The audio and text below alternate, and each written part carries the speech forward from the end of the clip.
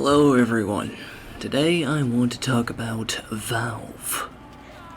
Seems like everyone's been talking about it recently, so I thought I'd hop on the bandwagon and share my thoughts.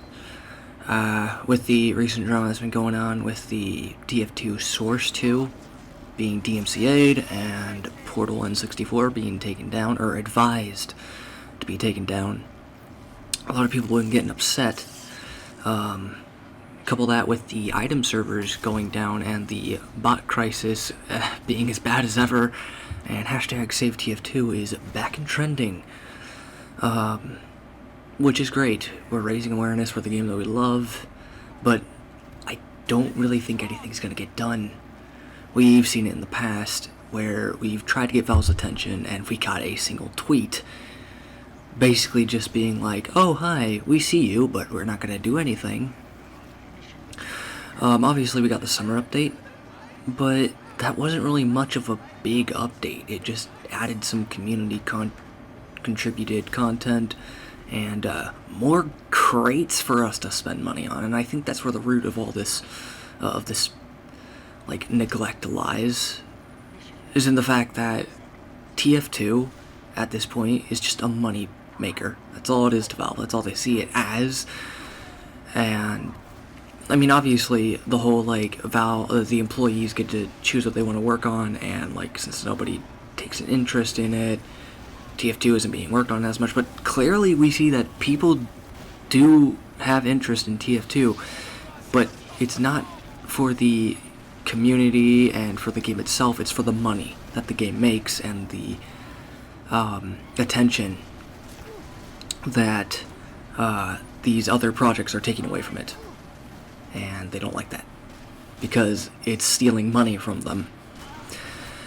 So my theory is pretty simple. We cut off that stream of money that TF2 has been giving to Valve. I know it's been pitched before, and I know it's like pretty much going to be impossible to pull off, but Valve has shown that, or really told us basically that they don't give a crap about, like, our screaming, you know. We could get hashtag SaveTF2 trending all we want, and it will do nothing. Maybe they'll give us a pity update. But other than that, we're not going to get anything big. They're not all of a sudden going to start updating the game again.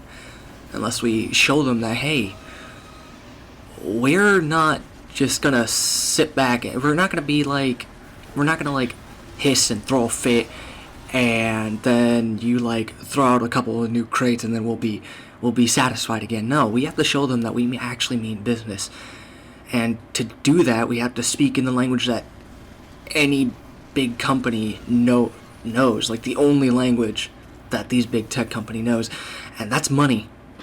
We have to, and again, coordinating this is going to be near impossible, just because, like, there's thousands, hundreds of thousands of players, or just thousands of players, and, you know, getting everyone to agree to this is impossible. You know, there's still going to be the casual players that just don't give a crap, you know, the people that really just don't care, or the people that want to see this game fail. But if we can just get a small group of people to, and preferably those that, like, you know, are in the trading community, that trade unusuals, or that unbox a lot of crates, or that spend a lot of money on the market, if we can just get them all to, for just one day, or 1 or 2 days, if we could just get the market activity to just significantly decrease to the point where there is a big, like, dip in the money that Valve is receiving from this game, even if it's just for 2 days, it might get their attention. It might get them to, like, notice that, hey, we aren't just some peasants that you can milk for money.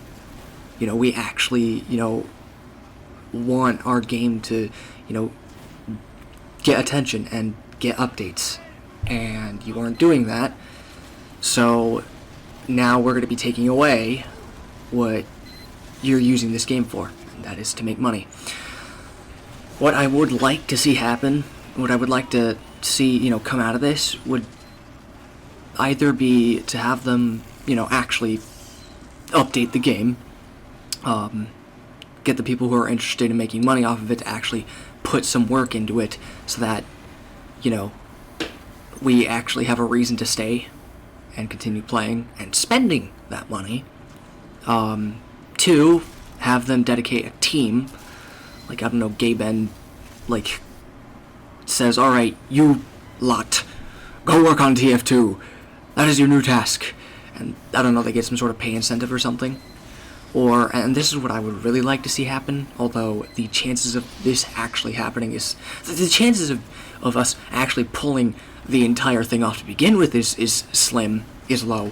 But for them to make the game open source, or at the very least open code base, to where we can freely edit the code and recompile the code and add our own patches to it, like, without, like, having to go through Valve or whoever is in charge of adding community-made content into the game. If there was a way for us to just add it and to not have to go through, like, a middleman, that would be great. Or to just have the entire game be open to us to mod and develop how we please. But like I said, the chances of them like giving away one of the most profitable IPs is close to none. What I think might actually happen, the two most likely outcomes I see happening from this is, one, Valve says, okay, we see that you're upset, and they actually put in the time and make like a semi-decent update, and it might just be a one and done, or they might actually continue, updating, giving quality updates and balances and listening to the community. They might actually start listening to the community, because that's all we want. It's just communication. And we want Valve to, listen and hear us and be like, okay, we hear you. We'll change the game and update the game based on, like, what the community's saying. But that's probably not going to happen. More likely is Valve will see this massive dip in revenue, and they'll just shut off the servers. Now, based off Valve's track record with literally having no contact on matters like this, I mean, we've seen what happened the first time the item servers went down, which was only a couple days ago, I think. Like a week ago, maybe. There was no contact on their end. The servers just went down, and we were booted back to 2009 TF2. If this happens, if they just completely decide to shut down the TF2 servers, because they have lost so much money from the game that they do not deem it profitable anymore, I hope so much that they just give us some warning, say, hey, on this date, it's been a good run, but TF2 is going to be shutting down for the last time. And that will give the community time to create community servers, and maybe we can, like, contact Valve and be like, hey, I don't know how the item servers work. It might all be interconnected between their games, so Dota, Counter-Strike, TF2 might all have, like, the same, it might all be on the same, like, big item server, of course, just separated out into the 3 different games. So if they shut down, so there's no, like, individual TF2 item server or individual Counter-Strike item server. I think that's how they work, so they're all just one big item server. But if they aren't, they are just individual item servers, and they decide to shut down TF2's item server, we could possibly, which I don't think they would do that.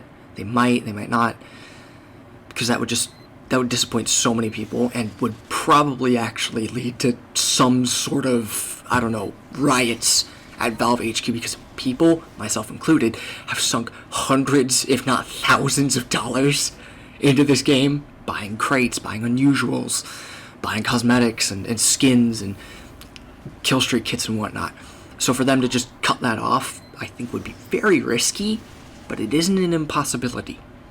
So if they do that, maybe we could reach out to them and be like, hey, is there a possibility that we can copy this server? Because you can copy servers, you can copy the files in that server, you can move them You know, if the server is struggling, you can buy more servers and you could duplicate that server. So if we could duplicate that server onto community hosted servers and just make TF2 a community game at that point, no Valve like intervention at all. They kind of just hold the rights to TF2 and then we update the game, add new stuff to it. That would be the ideal, like TF2 utopia, if you will, run by the community, dictated by the community, managed by the community, basically the same thing as run by the community, and with as little Valve intervention as possible. That would be great. You know, just having the community run everything, from adding new content to the game, adding new fixes, and we've seen that it works. You know, with open source projects and products, bug fixes come out lightning fast. You know, there are literal groups of people who literally spend all their time trying to find bugs or exploits or work on trying to add new features that the community wants to see and not some big corporation wants to see. You know, will actually start focusing on stuff that like will make the game more fun, will enhance the playability and like the experience for noobs, you know, because I know that like TF2 right now with the ongoing bot crisis isn't exactly noob friendly, and with all the longtime TF2 players, new players that come into the game, like my brother like a month ago, I tried to get him to play TF2 and he didn't like it solely due to the fact that he was dying so much. He didn't know how to play. There's no tutorial, so he had no idea how to play these classes. Granted, I tried my best to teach him as much as I knew, but he just didn't find it enjoyable. He didn't find it fun because he was dying constantly, and he was like, he wasn't getting any kills, and he just wasn't having fun. So if like we could find a way to make it more approachable for new players, we could get the game to, you know, have a second revival, if you will. Obviously, the summer update did bring in new players, but like I guarantee almost half of them probably left. You know, half of them stuck around. And yeah, that's just my thoughts on the matter. I think that we need to do something more than just getting a hashtag trending again, because that's not going to do anything. And it might, and if it does, then, like, you know, I'll admit I was wrong, but, like, it barely did anything the first time. I don't think it's not going to work again. It's not going to do anything. The second time round, maybe if we, like, I don't know, like, actually went and, like, pressured Valve more than just, like, harassing them on Twitter, or, like, trying to get, them to notice us with a peaceful protest. I say it's peaceful protests, it's over. No more. We need to start taking action. We need to stop just sitting there and be like, pretty please, Valve, pay attention to our game that's 16 years old at this point. Please give us a good update and not just crates. No, we have to be like, hey, Valve, see that nice revenue stream right there?